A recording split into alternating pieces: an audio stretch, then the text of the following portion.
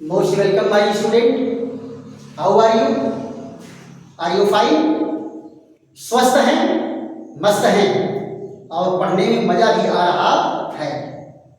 क्यों पढ़ने में मजा नहीं आ रहा है? आ रहा है। थोड़ा सा बेटा प्रयास करो, आपको एंजॉय आएगा ही आएगा। आपको मैं बताया था ना कि विज्ञान जो है एंजॉय लेकर के पढ़ने का विषय है। कभी भी एंजॉय के अलावा बोरिंग विषय बना करके इसको नहीं पढ़ना है कि जैसे आप विज्ञान को एकदम पढ़ने के लिए बैठे, नहीं, एंजॉय ले लेकर के पढ़ो। और जब कोई चीज समझ में आ जाएगी तो आपको आनंद आएगा ही आएगा, है ना? तो आज हम लोगों की चर्चा का विषय क्या है? श्वसन।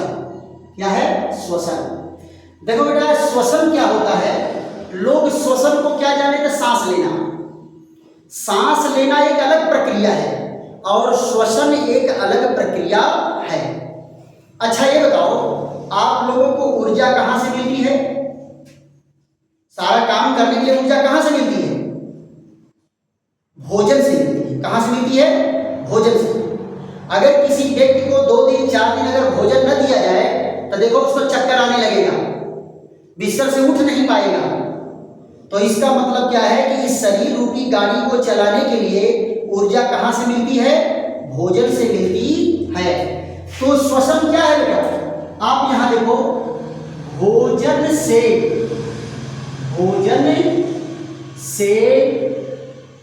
ऊर्जा प्राप्त करना। भोजन से ऊर्जा प्राप्त करना क्या है? श्वसन है। श्वसन है। ऊर्जा प्राप्त करना किससे? भोजन से। भोजन से आप ऊर्जा प्राप्त कर लीजिए, यही क्या है? श्वसन है। अब कैसे कैसे ऊर्जा प्राप्त करते हैं, उन सारी प्रक्रियाओं को हम लोग श्वसन में अध्ययन करते हैं। जैसा कि पिछले वीडियो में श्वासोच्छ्वास पर हमारी आपकी चर्चा चली है कि सांसें कैसे अंदर आती हैं, सांसें कैसे बाहर जाती हैं, फेफड़े में कैसे गैसीय विनिमय होता है, ऊतकों में कैसे विनिमय होता है, ये सारी चीजों का हम लोग अध्ययन किए थे। क्लियर? और अब हम लोगों की चर्चा किस पर चलेगी? श्वसन पर चलेगी। तो श्वसन क्या है बेटा? श्वसन एक जैव रासायनिक क्रिया है। श्वसन क्या है? श्वसन एक जैव रासायनिक क्रिया है। कैसी क्रिया है बेटा? जैव रासायनिक क्रिया। जैव रासायनिक क्रिया है। जैव रासायनिक क्रिया है। इसमें क्या होता है? इसमें भोजन का ऑक्सीकरण, भोजन का क्या होता है? ऑक्सीकरण जारण होता है। भोजन का क्या होता है? ऑक्सीकरण जारण होता है। और क्या निकलती है? ऊर्जा निकलती है। अच्छा ये बताओ बेटा, हम लोग जलाते किसको हैं? हम लोग जलाते हैं ग्लूकोज को। स्मॉलेस्ट मॉलिक्यूल जो है वो ग्लूकोज है और ग्लूकोज को जलाते हैं ऑक्सीजन की सहायता से। ध्यान दो बेटा, C6H12O6 ऑक्सीजन में ये क्या होता है? इसका दहन होता है। क्या होता है? ऑक्सीकरण जारण। क्या होता है? ऑक्सीकरण जारण। और क्या बनता है? 6 मॉलिक्यूल कार्बन डाइऑक्साइड और 6 मॉलिक्यूल O2। ऑक्सीजन क्या निकला? यहाँ पानी निकला, H2O। और क्या बना? ऊर्जा। कितना क्या बना? ऊर्जा। अब आप जरा बताओ, ये कितनी ऊर्जा निकलती है? ऊर्जा निकलती है 673 किलो कैलोरी पर ग्लूकोज मॉलिक्यूल। पर ग्लूकोज मॉलिक्यूल। एक ग्लूकोज अणु से इतनी एनर्जी निकलती है, अगर इसको हम एटीपी के रूप में कैलकुलेट करते हैं तो तो 38 एटीपी एनर्जी प्राप्त होती है। एक ग्लूकोज से कितनी एनर्जी प्राप्त होती है? 38 एटीपी। और यही क्रिया बेटा श्वसन है। यही क्रिया क्या है? श्वसन है कि भोजन से प्राप्त यही ग्लूकोज क्या है बेटा? यही ग्लूकोज क्या है? इसी को हम भोजन कहते हैं। भोजन कहते हैं। और ये लकड़ियों बेटा किसका बना है? ये लकड़ी भी किसका बना है? ग्लूकोज का बना है। जब ये भी ऑक्सीजन में जलता है तो ऊष्मा देता है, ऊर्जा देता है। तो ये अगर बाहर चल रहा है तो इसको हम कहते हैं दहन। क्या कहते हैं? दहन। ऐसे ही ग्लूकोज हमारे कोशिकाओं के अंदर भी जलता है, लेकिन इसको दहन नहीं, ऑक्सीकरण जारण कहते हैं। क्लियर? तो यहां से जो है ऊर्जा हमको प्राप्त होती है। अब जरा यहां ध्यान दो, चर्चा हमारी चलेगी किस पर? श्वसन के प्रकार।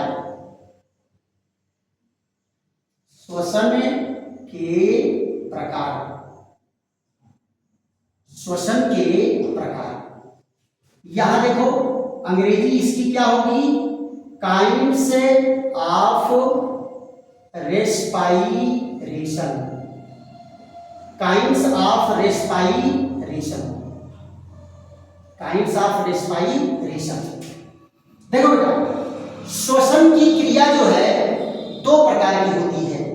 पहली क्या होती है? अनाक्षी श्वसन। क्या होता है? अनाक्षी श्वसन। अनाक्षी श्वसन यानी इसको अंग्रेजी में क्या कहते हैं? एनएरोबिक रेस्पाइरेशन। एनएरोबिक रेस्पाइरेशन। और दूसरा क्या होता है बेटा? दूसरा श्वसन होता है ऑक्सी श्वसन। दूसरा श्वसन क्या कहलाएगा? ऑक्सी श्वसन। ऑक्सी श्वसन को क्या कहते हैं बेटा? Aerobic respiration. Aerobic respiration. Aerobic respiration. तो यहां जरा देखो, अनाक्षी श्वसन और ऑक्सी श्वसन। अनाक्षी श्वसन को क्या कहते हैं? Aerobic respiration. और ऑक्सी श्वसन को क्या कहेंगे? Aerobic respiration. यहां देखो ये क्या होगा? ऑक्सीजन की अनुपस्थिति में, ऑक्सीजन की अनुपस्थिति, ऑक्सीजन की अनुपस्थिति में, यानी इसमें ऑक्सीजन नहीं रहेगा। और ये कब होगा? ये होगा ऑक्सीजन की उपस्थिति में। ऑक्सीजन की उपस्थिति में अगर ऑक्सीजन होगा तो ऑक्सी श्वसन, और अगर ऑक्सीजन नहीं भाग ले रहा है तो ये क्या कहलाएगा? अनाक्षी श्वसन। देखो बेटा, अनाक्षी श्वसन कहाँ होता है? ये पहला अनाक्षी श्वसन होता है ईस्ट में। अनाक्षी श्वसन कहाँ होता है? ईस्ट में। अब देखो ईस्ट में क्या होता है? ईस्ट बहुत सारे एंजाइम बनाते हैं। क्या बनाते हैं? एंजाइम बनाते हैं।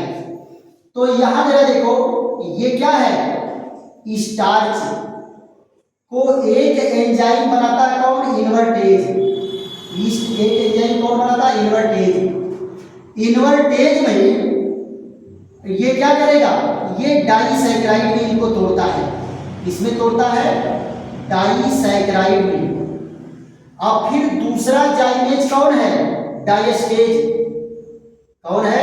डायस्टेज है। डायस्टेज क्या करेगा? इनको तोड़ देगा ग्लूकोज में। किसमें तोड़ देगा? ग्लूकोज में तोड़ देगा। और किसमें तोड़ देगा? फ्रक्टोज में तोड़ देगा। क्लियर? और फिर एक एंजाइम क्या आता है? जाइमेज। कौन आ जाता है? जाइमेज। फिर ये ग्लूकोज को किसमें तोड़ देता है? दो अणु एल्कोहल। किसमें तोड़ देता है? दो अणु एल्कोहल में। और क्या बना देगा, 2 अणु कार्बन डाइऑक्साइड और क्या निकलेगी, ऊर्जा। क्या निकलेगी, ऊर्जा। कितनी ऊर्जा निकलेगी बेटा, 2 एटीपी ऊर्जा निकलती है, 2 एटीपी ऊर्जा निकलती है, राइट। फिर देखो ये तो ईस्ट में हो गया। दूसरा जरा देखो अनाक्षी शोषण कहाँ होता है, पेशियों में। अनाक्षी शोषण कहाँ होता है, पेशियों में। पेशियों में कब होगा बेटा अनाक्षी शोषण, जब हम कोई हार्ड वर्क करते हैं, जैसे मान लो किसी की आदत नहीं है और खूब कसरत मेहनत कर दे, एक पहले दिन 4 किलोमीटर दौड़ दे, तो क्या होगा, जितनी तेजी से उसके शरीर में ऑक्सीजन की जरूरत है, शरीर उतना तेजी से ऑक्सीजन सप्लाई नहीं दे पाएगा। तो ऐसे कंडीशन में भी ऊर्जा चूंकि चाहिए दौड़ने के लिए, इसलिए अनाक्षी शोषण होने लगता है। तो यहाँ क्या होता है, ये ग्लूकोज का अणु किसमें टूट जाता है, ग्लूकोज का अणु टूट जाता है पाइरुविक एसिड में। किसमें टूटेगा, पाइरुविक एसिड में। अब फिर पाइरुविक एसिड से किसमें टूट जाएगा, लैक्टिक एसिड में। किसमें टूट जाएगा, लैक्टिक एसिड में। और लैक्टिक एसिड से क्या होगा, लैक्टिक एसिड से थकान आएगी और थोड़ी मात्रा में ऊर्जा निकलेगी। ये भी ऊर्जा कितनी निकलेगी, 2 एटीपी। और लैक्टिक एसिड जैसे जैसे बनेगा वैसे वैसे आपके शरीर में थकान व दर्द उत्पन्न होगा। कुछ समय के बाद तो आप चल फिर नहीं पाओगे, उठ नहीं पाओगे, इसी लैक्टिक अम्ल के बनने के कारण। तो यहाँ पर जब देखो जो एल्कोहल बना वो कितने कार्बन का है, 2 कार्बन का है। 2 कार्बन का, इसका मतलब कार्बन डाइऑक्साइड निकला है। और ये कितना बना है, ये 3 कार्बन का बनता है। और 3 कार्बन के कितने बनेंगे, 2 अणु बनेंगे। तो इसका मतलब ग्लूकोज में कितने अणु कार्बन थे, ग्लूकोज में 6 कार्बन थे। इसके 2 अणु बने 3 कार्बन वाले, 3 कार्बन वाले 2 अणु बने। और 2 अणु वाला 3 कार्बन वाला 2, यानी इसमें कार्बन डाइऑक्साइड निकलने वाला नहीं है, कार्बन डाइऑक्साइड इसमें नहीं निकलेगा। और दूसरा जरा देखो, ये अनाक्षी शोषण कहाँ होगा, जीव द्रव्य में। कहाँ होगा, जीव द्रव्य में। जीव द्रव्य में भी अनाक्षी शोषण होता है। जीव द्रव्य में बेटा जो क्रिया होती है जिसको कहते हैं ग्लाइकोलिसिस, ग्लाइकोलिसिस भी अनाक्षी शोषण ही है। क्या है, अनाक्षी शोषण है। तो यहां देखो जीव द्रव्य में कौन सी क्रिया होती है, ग्लाइकोलिसिस। ग्लाइकोलिसिस भी क्या है, ये अनाक्षी शोषण है। इसमें क्या होता है, ग्लूकोज, यहां देखो क्या है, ग्लूकोज है 6 कार्बन का है। ये टूट करके क्या देगा, ये टूट के देगा पाइरुविक एसिड। कितना बनेगा, पाइरुविक एसिड। पाइरुविक एसिड के 2 अणु बनेंगे 3-3 कार्बन के। अब फिर यहां पर क्या होगा, ये बनाएगा 2 अणु acetyl coenzyme A, acetyl coenzyme A. ये क्या होता है, 2 कार्बन का होता है। और यहां से क्या निकलता है, CO2 निकलता है। और यही एसिटाइल कोएंजाइम कहां प्रवेश कर जाता है, माइटोकॉन्ड्रिया में। कहां प्रवेश कर जाता है बेटा, माइटोकॉन्ड्रिया में प्रवेश कर जाता है आगे के ऑक्सीकरण के लिए। पक्का। तो ये क्या है, अनाक्षी शोषण है। कहां कहां अनाक्षी शोषण होता है, लेकिन आप देख लो बेटा हर जगह है अनाक्षी शोषण से कम ऊर्जा उत्पन्न हो रही है। ऊर्जा कितना कम निकल रही है। इस ऊर्जा में भी, इसमें भी 2 एटीपी एनर्जी ही निकलती है। कितनी एटीपी एनर्जी निकलती है, 2 एटीपी। क्लियर। तो आप जरा बताओ, ये ईस्ट में क्या है, कार्बन डाइऑक्साइड निकला, यहां पर जीव द्रव्य में हुआ, यहां भी कार्बन डाइऑक्साइड निकला। लेकिन जो पेशियों में लैक्टिक अम्ल बन रहा है उसमें कार्बन डाइऑक्साइड नहीं निकलता है। पता। ऑक्सी शोषण में क्या होगा बेटा, ऑक्सी शोषण में ऑक्सीजन भाग लेता है। क्या करेगा, ऑक्सीजन भाग लेगा। तो यहां देखो ऑक्सी शोषण में क्या होता है, ऑक्सी शोषण को 3 भाग में डिवाइड किया गया है। पहला क्या है, ग्लाइकोलिसिस। ग्लाइकोलिसिस ये कहाँ होता है? जीव द्रव्य में। जीव द्रव्य में क्या बात चर्चा की है? ग्लाइकोलिसिस कहाँ होगा? जीव द्रव्य में। दूसरा क्या होता है? Krebs cycle. Krebs cycle, Krebs cycle कहाँ होगा? माइटोकांड्रिया। माइटोकांड्रिया के मैट्रिक्स में। माइटोकांड्रिया के मैट्रिक्स में होगा। और यहां देखो तीसरा कौन है? Electron transport chain. इसमें क्या बनता है? एटीपी बनेगा। कौन बनेगा? एटीपी। और यहां क्या होगा? ये कहां होता है बेटा? ये होता है क्रिस्टी के झिल्ली पर। क्रिस्टी के झिल्ली पर ये होता है। और यहां क्या बनेगा? एटीपी का निर्माण होता है। और ये देखो बेटा, ये जो मैं आपको बताया कि C6H12O6 6 मॉलिक्यूल O2, और ये कहाँ है? ये है कोशिका में। कोशिका में तो क्या बनाता है? 6 मॉलिक्यूल CO2, 6 मॉलिक्यूल H2O, और क्या निकला? ऊर्जा। और क्या निकला? ऊर्जा। यही बेटा जो है ऑक्सीशोषण है। यही क्या कहलाता है? Aerobic respiration. Aerobic respiration. Clear? तो आशा है कि आप लोग खूब बातों को समझ में आ रहा होगा कि ऑक्सीशोषण क्या है, अनॉक्सीशोषण क्या है, ऑक्सीशोषण कहाँ होता है, अनॉक्सीशोषण कहाँ होता है। राइट? फिर उसके बाद क्या होगा? बाह्य शोषण और अंतः शोषण की बात करेंगे। तो बाह्य शोषण और अंतः शोषण क्या है? गैसों को अवशोषित करके कोशिकाओं तक पहुंचाना बाह्य शोषण है। और अंतः शोषण क्या है? जो कोशिकीय शोषण होता है वो अंतः शोषण कहलाता है। क्लियर? तो इसको आप लोग नोट कर लीजिए, स्क्रीनशॉट ले लीजिए या तो नोट कर लीजिए। वीडियो रोक करके बेटा आप धीरे धीरे नोट भी कर सकते हैं।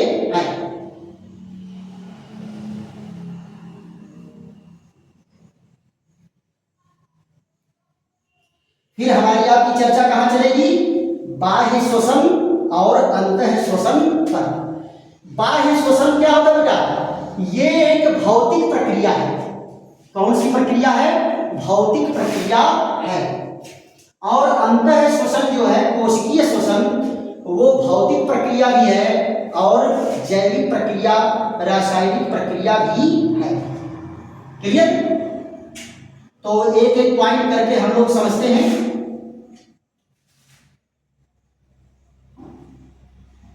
यहां देखिए, ये बाह्य श्वसन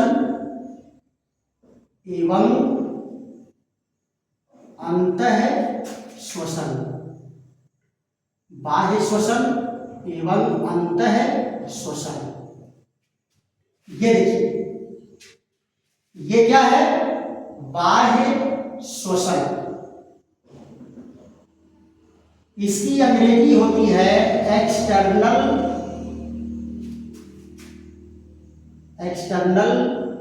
रेस्पाइरेशन। External respiration. एक्सटर्नल रेस्पिरेशन है कि नहीं?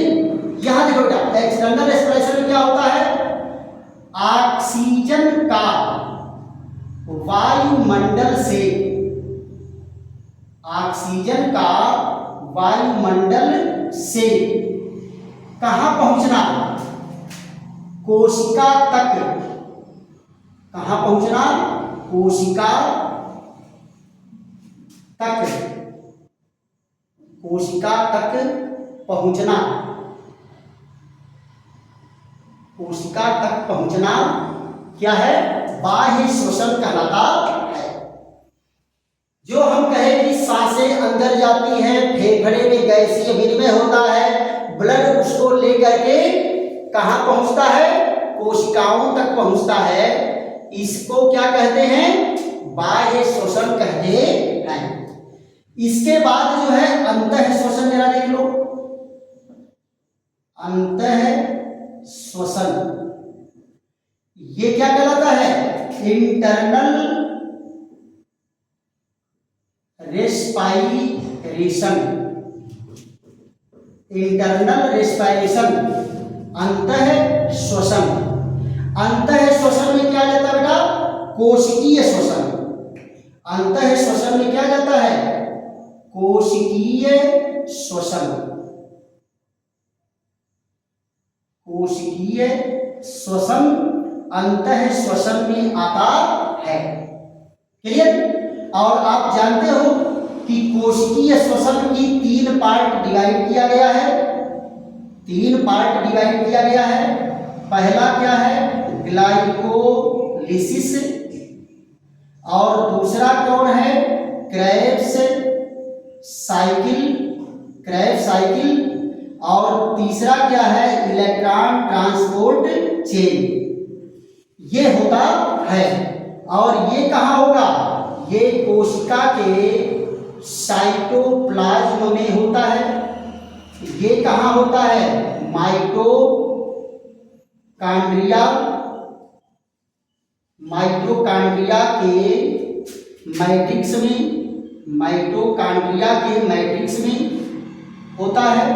माइटोकांड्रिया के मैट्रिक्स में होता है। साइटोप्लाज्म में इनका अंतिम प्रोडक्ट क्या बनता है? Pyruvic acid. और पाइरुविक एसिड से क्या बनता है? Acetyl coenzyme A, acetyl coenzyme A. Clear? ये बनकर के तैयार होता है। इसमें जो लास्ट प्रोडक्ट है वो क्या बनकर तैयार होता है? CO2 और H2O। और इसमें बेटा क्या लास्ट में बन के तैयार होगा? ऊर्जा किस रूप में संचित हो जाती है? ATP के रूप में संचित हो जाती है। ऊर्जा किसके रूप में संचित हो जाती है? ATP के रूप में संचित हो जाती है। और वही प्रक्रिया होती है बेटा C6H12O6, 6 मॉलिक्यूल O2। ये क्या है? ग्लूकोज। और ये क्या है? ऑक्सीजन। क्या है? ऑक्सीजन। और ये किस रूप में चेंज हो जाता है? CO2 और 6H2O, और किस रूप में? ऊर्जा। ऊर्जा के रूप में क्या बना? 38 ATP, 38 ATP बनकर के तैयार होता है। तो ये क्या है? ये कोशिकीय श्वसन है, और ये क्या है? बाह्य श्वसन है। राइट? आशा है कि आप लोगों को ये पॉइंट समझ में आए होंगे। और अगर समझ में आया है तो खूब लाइक करो, शेयर करो, सब्सक्राइब करो, और दोस्तों मित्रों को भी बताओ। और बेटा देखो, इस वीडियो को केवल देख करके ऐसे छोड़ नहीं देना है। और सबसे बड़ी बात है कि आप लोगों की सबसे गड़बड़ आदत है कि बस एक बार क्लिक करोगे, आ गया, बस नाम निक लगत है, तीत लगत है। अच्छा ये बताओ, पढ़ाई वाली चीज तुमको जो है दशहरी आम नजर आएगा? पढ़ाई वाली चीज बेटा थोड़ा बहुत टफ होता ही है। इसमें रुचि पैदा करके इसको पढ़ा जाता है कि नहीं? कई बच्चे हमको फोन किए, कहे सर थोड़ा नाच नाच के पढ़ाइए। ए भैया, ये कौन सी पढ़ाई है जो थोड़ा नाच नाच के पढ़ाइए? हैं गुरुजी, तनी चुटकुला सुना सुना के पढ़ाइए। हैं तो बेटा देखो, अगर तुम लोग चुटकुला सुनना चाहते हो तो समय समय पर चुटकुला भी आपको सुनाते रहेंगे। लेकिन पढ़ाई वास्तव में स्टडी और लर्निंग अधिगम जो होता है वो सीरियस वातावरण होता है ना? और विज्ञान की पढ़ाई तो वैसे बड़ा इंजॉयफुल है। ये तो सब बता दिया कि कोशिकाओं में क्या क्या होता है। अब जिस बच्चे को साइटोप्लाज्म नहीं मालूम है तो पहले जाकर के 9वीं का जो कोशिका वाला रचना मैं पढ़ा रहा हूँ वो कोशिका वाली रचना आप पढ़ लीजिए। देखो बेटा, ये तो पक्की बात है कि जो लड़का तीसरी कक्षा से ही लापरवाही करता चला आया है, अगर उसको हम इंटरमीडिएट के लेवल पर पढ़ाएंगे तो उसको कुछ पल्ले उल्ले बैठने उठने वाला नहीं है कि नहीं। तो आप लोग जो है कोई चीज अगर कठिन लगे तो उसको शुरू से पढ़िए, धीरे धीरे इंटरेस्ट पैदा करिए और देखिए फिर पढ़ने में मजा आएगा। क्लियर? चलिए ऐसे ही बेहतरीन वीडियो के साथ फिर हमारी आपकी मुलाकात होगी। तब तक के लिए विश्राम। थैंक यू, धन्यवाद।